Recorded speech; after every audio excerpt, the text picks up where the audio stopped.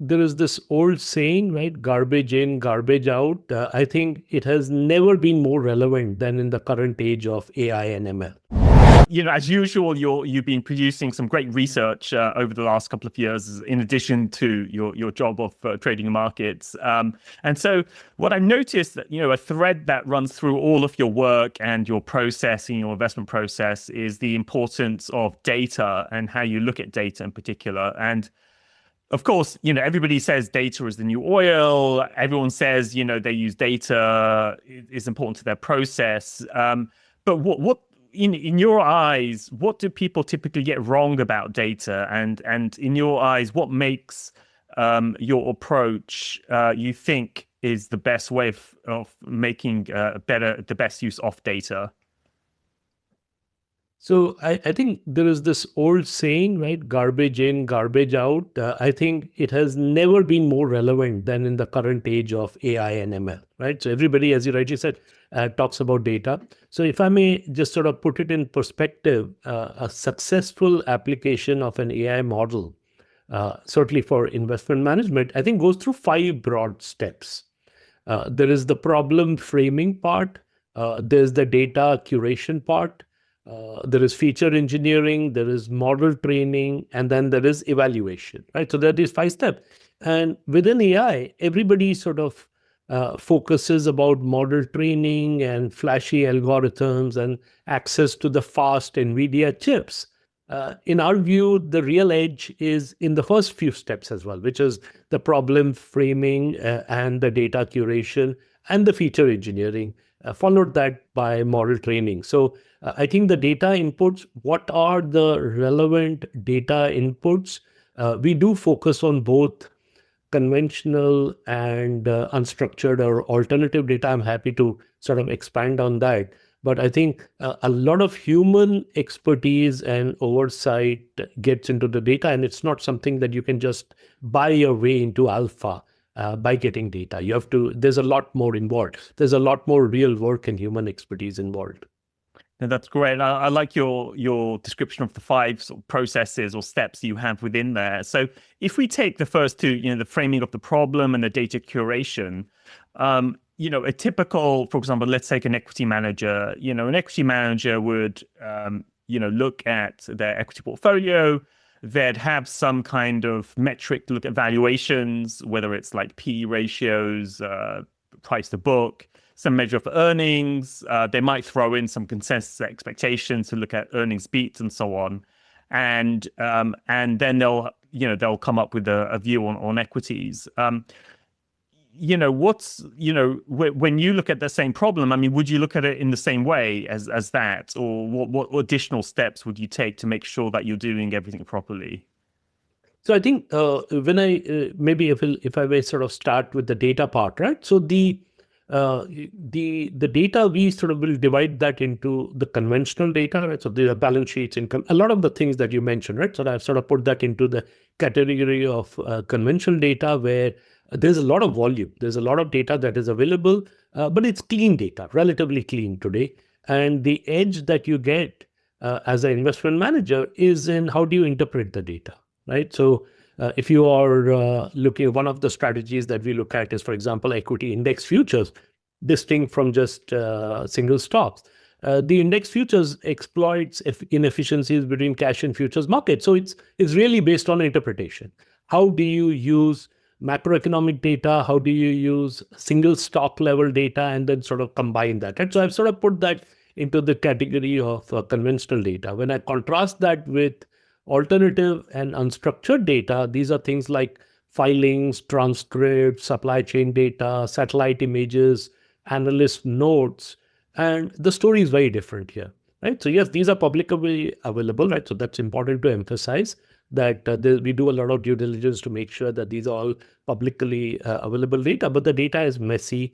It requires significant amount of human expertise to clean, align, and importantly, map to an hypothesis, which goes back to the problem statement, right? Which is that you do need to have a very clear hypothesis. Are you looking to predict the next earnings? Are you looking to predict the next sales figure? Are you looking for the next 12-month earnings or sales? Or are you looking for the stock price in a week from now? And we spend a fair amount of time mapping the alternative unstructured data to the hypothesis to see that there is at least a prior view that there is going to be a causal relationship. Then we will let the statistical methods, the AI methods, tell us whether there is one or not. But we start with that hypothesis. The other challenge with the alternative data is you have to evaluate and use multiple vendors for the same kind of data. Because the kind of checks and balances that are being used are not as developed as you have for conventional data, which is in one way a problem, but in the other way, there is an opportunity. And I think the real edge comes from having built over last 10 plus years a large database, 10,000 plus stocks, tick level data, a lot of corporate events built into it, unstructured data, conventional data. Combining all of that with quality control is not something that you can buy or replicate overnight. And I think is a very critical input into the model estimation process, which is sort of the next step in the implementation. So framing the problem where we use a hypothesis-driven approach. We're just not looking for patterns or random patterns for the data to show up, and then combine that with the focus on alternative data and a huge amount of effort that goes and expertise that goes into that. And so if we take one, say, alternative data set, say something like, credit card transactions or something like that, when I look at that time series, it's a very messy time series. Again, there could be multiple different vendors, different companies offer that data. It's hard to work out the seasonal adjustments and holiday adjustments and such, so how do you go about working with, say, a data set like that? Yeah. So all of the things that you mentioned plus more, right? So you have to have multiple data vendors. You have to remember every time you get a credit card data set, it's based on a certain panel. And those panels frustratingly change over time. There are times where the data vendors will adjust those panels without necessarily informing you beforehand. At best, each panel will cover maybe 1 to 2% of sales, right? So you're making an assumption here that that there is a correlation, right? So you have to sort of study that. So we'll use multiple data vendors. We will look for these causal relationships. There's a lot of data cleanup needed to ensure that we are working with a panel that has not changed over time, although it's sort of very difficult to confirm that. And I guess the best check really comes through having multiple data vendors and over time developing an appreciation for who are the more reliable vendors within that space. Especially with, again, credit card data vendors, there's a lot of work that goes on in doing due diligence on where are they sourcing from, what kind of relationships do they have, and whether those are sort of fully authorized and are not going to get shut off at short notice. We have seen that happen a few years back as well. So all of these, in addition to being able to work with large volumes of data, also working with multiple vendors and looking at sort of the non-statistical aspects, I think becomes critical as well. Now, repeat that for every other data type, right? There are multiple data types and your methods have to adapt to that particular data type. Okay, understood. And then you also mentioned unstructured data. So text data is kind of the standard way of expressing that. So say transcripts. I mean, there's so much talk these days about transcripts, and you hear about so many of these tech companies offering services around sentiment analysis on transcripts, and existing data vendors say they have a transcript service, or CEO earnings calls and so on. So what do you how do you think about that space? I mean, what do you have to do? How do you know whether your approach is right? How do you determine if a third-party provider is doing it correctly or not? So we subscribed to our first service for transcripts back in 2018, 2019. So at that stage, there was one very clear dominant player, and we subscribed to that particular service. So we have had the benefit of having real-time data now for several years. Clearly, with once ChatGPT was released or sort of became more prominent, the number of vendors that provide this application of NLP to transcripts and CEO calls and as well as regulatory filing, that has exploded.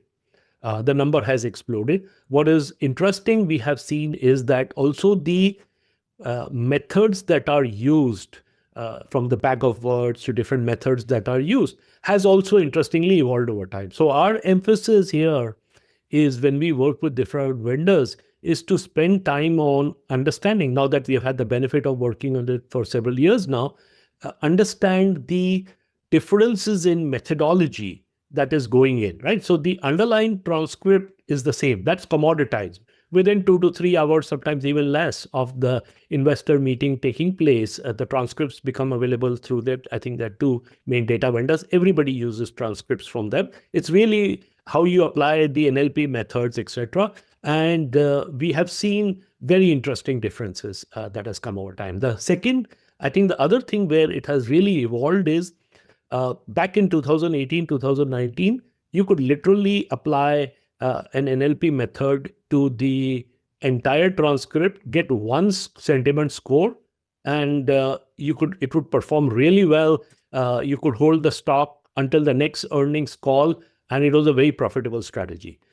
Clearly, as over time, more people have started using it, the profitability has come down in a sense that the decay is faster. But what has become very interesting is we have now evolved to not looking at the overall transcript score, but looking at subsets of information. So there is if there is analysis on a forward-looking guidance, what is the sentiment score associated with that? If there is analysis on risks going forward, what is sentiment related with that? And that's where I think application of machine learning and AI models makes it very interesting, because now every time you have a transcript, you don't have one score, you have a series of different scores and which are interacting with each other. And then you apply machine learning and AI methods to be able to interpret, right? So yes, we are still working with the same data set, but the use has completely evolved from back in 2018-19 to where we are today.